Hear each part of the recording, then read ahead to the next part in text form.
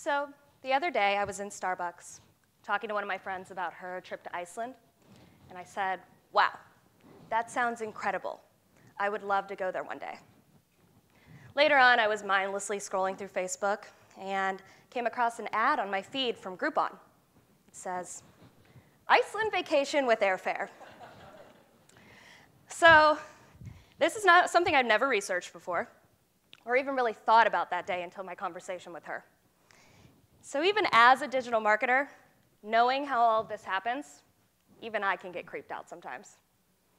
But with a splash of smart data, and probably the fact that the Facebook photos I was looking at from her vacation were tagged in Iceland, this creepy coincidence really isn't a coincidence at all.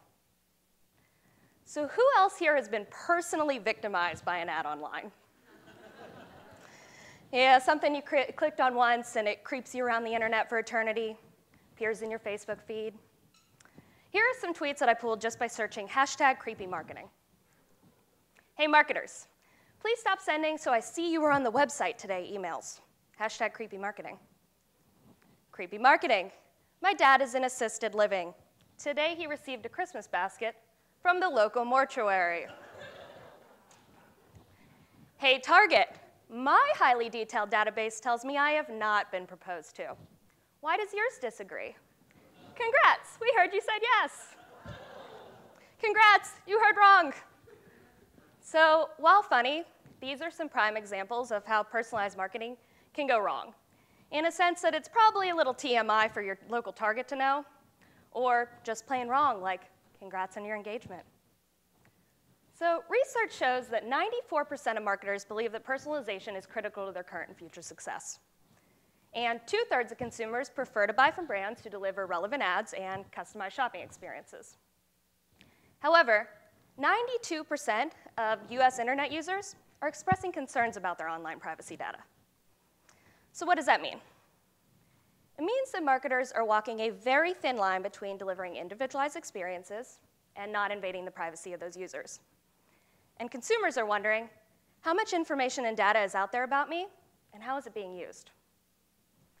In order to bridge the gap between personalized marketing and the privacy paradox, we need to talk about how and why data is collected, and how it's being spread. Today I'm going to talk to you about transparency. I'm going to address both the consumers and the marketers in this audience. Both of us with something to learn, because the only way to bridge the gap is to understand and build it together. So let's talk about how data is collected. Your data is collected from a bunch of different channels. It all comes down to what you do online, though. Opt in for newsletters, sign in to social media, log into websites, location check-ins. This all information gets tracked back to your web IP address. And then your web IP address can get linked to your cell phone when you do things on your mobile device, like sign in to Facebook like you do online. This data all gets collected and put into a system and gets marked as you. However, you are just a number. I did draw that in paint, by the way. So when marketers generate lists, it's just a list of IP addresses. We don't see names or addresses or your faces. These are just things that are generated from the criteria that gets pulled in the system and linked to your IP. Here's an ad that I was personally given from an ad criteria like this. On Facebook, you can click things like, why am I seeing this ad? So why am I seeing this GoPuff ad, which is a snack delivery service? And if anyone knows me, they're doing a very good job at their ad targeting. So this is for people that say look like their customers, what we call lookalike audiences in marketing. Not literally, but there's probably a woman around my age who has signed up for this service, and now I'm seeing this, and I've been pulled into this ad group. Most of my job, however, is not these targeted ads. It's actually called rule-based personalization, and/or rules. So if you click this or that online, be served this. If you do this and not that, hide this. I know that sounds confusing, so let me give a good example.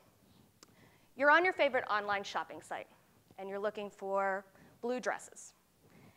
You click around on a few, and then you leave the site and come back later, or you click back to the home page, and you see recommended for you, and it's 4 blue dresses.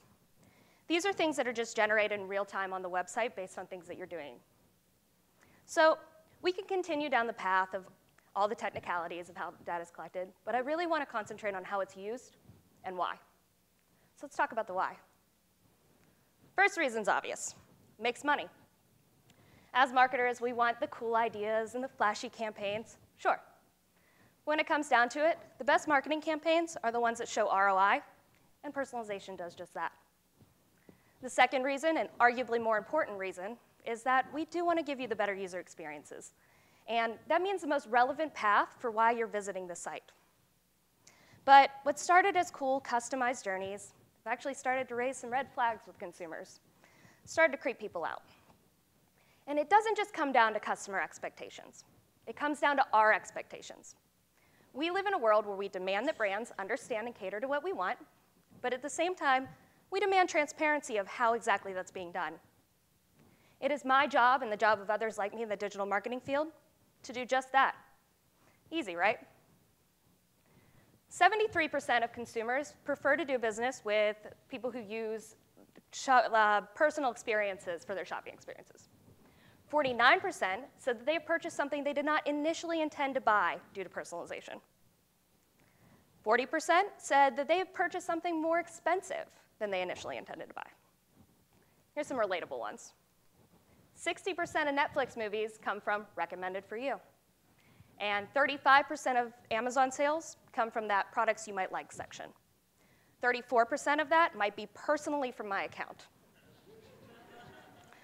So this shows that consumers are receptive to personalized experiences if they're done correctly.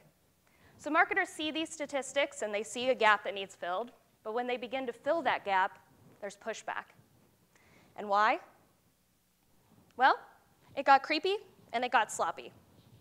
Users started feeling watched and unsafe, and for good reason. There's some things that happened to all of us as consumers that got us worried about how our data was being used. Let's talk about those. Data hacks. These are things like Equifax in 2017. It had one of the biggest cybersecurity hacks of all time. This took names, social security numbers, driver's license numbers, addresses, left a lot of people vulnerable for fraud. Places like Chipotle and Target had their credit processing system hacked, and not only did it leave people vulnerable, a lot of people had to turn off their credit cards, which is just very inconvenient. And can't talk about data breaches without talking about the Facebook scandal. In 2016, Cambridge Analytica, an English political consultancy, was able to steal information from 87 million Facebook users. That information was then used to target ads to try to sway the 2016 presidential election. Creative empathy. Creative empathy is knowing what aspects of life and how often are okay to personalize. This is simple moral judgment like, would I want this personalized to me? Would I want a basket from my local mortuary? Creepy tactics. These are things like those mobile texts when you walk by a store, or those Facebook ads that might follow you around the internet when you're just talking about it. Things that maybe to you seem a little more invasive than helpful. And what we're here to talk about today, lack of transparency. The AP recently released an article about Google will track your precise location even when your location settings are turned off. A Google rep said, our location settings are clear. Location history is a Google product that is entirely opt-in. Users have the ability to edit, delete, or turn off at any time. We must be sure that location history users know that when they turn off these things, we still use it for Google searches and Google driving directions. Well, if they were clear, people wouldn't be so mad. And while their intentions are good, their transparency is not. Opt-ins shouldn't be confusing. They should be yes or no, not somewhere in between. So all of these things made it so people kind of thought Google was being sneaky. And that's where you lose people. Luckily, all these data breaches and these creepy tactics rose concerns, and Facebook and other companies took notice. And they had to relook at their data collection policies. And out of that came the GDPR, the General Data Protection Regulation. That means companies in the EU now have to obtain consent for anything that is buying or selling third-party data, anything for marketing purposes, or what consumers wouldn't reasonably expect. This affects more than just the EU because many US companies work both here and abroad. And as marketers, this forced us to relook at our data collection and our personalized journeys and actually get better at our jobs. Because this permission-based communication opened the door for transparency and to build trust with our consumers. And consumers should be happy that steps are being taken in order to help protect their data. And that's being shown in the UK. 62% are actually opting in the UK, knowing that these companies need these things so that they don't receive ads that aren't relevant to them. So this shows us as marketers, if we're just honest, we can open that door and maybe take this number from 62 to 72, maybe even 82. So we talked about the negative. Let's talk about the good. Data collection helped Twitter in 2014 detect an earthquake from social listening in 29 seconds in Napa, California. They listen for those keywords indicating that there's an earthquake in places that there aren't seismic readers. And that gives the ability to get them help faster, essentially helping to save lives.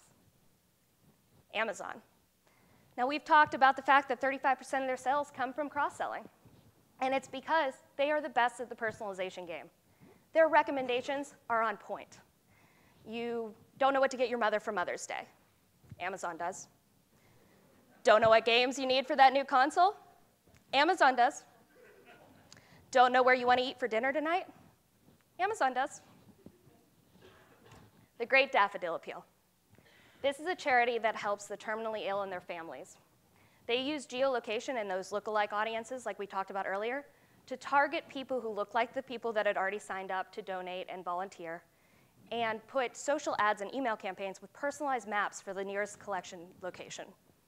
This doubled their collections and volunteers for that year. And my favorite, in 2015, 334,000 tweets were found by social listening referencing all-day breakfast. And McDonald's brought it back, which is a win for everyone, I say.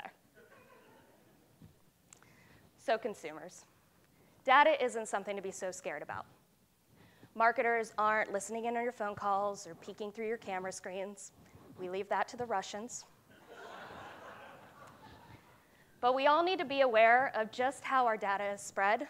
And when I say we, while not all of us are marketers, we are all consumers, and this affects each and every one of us. So here's a few ways to actually protect your data. My 3 C's: control, change, and clear. Control your preferences online. Not only can you click on that Facebook ad and say, why are you seeing this? You can say, I don't want to see this. Change. Change your password every few months so those data hacks don't have your nearest one. And clear. Clear your cookies and clear your cache if you don't want that stuff tracked. But don't expect to find that perfect blue dress. Marketers. We live in a world surrounded by data and analytics, but we have to remember that each of the statistics is a person, and that person is someone who cares about what data is out there about them and how it's being used. Be upfront, honest, and transparent, and you won't lose your customers. It's when you get sneaky that you lose them. And that's my 4 F's.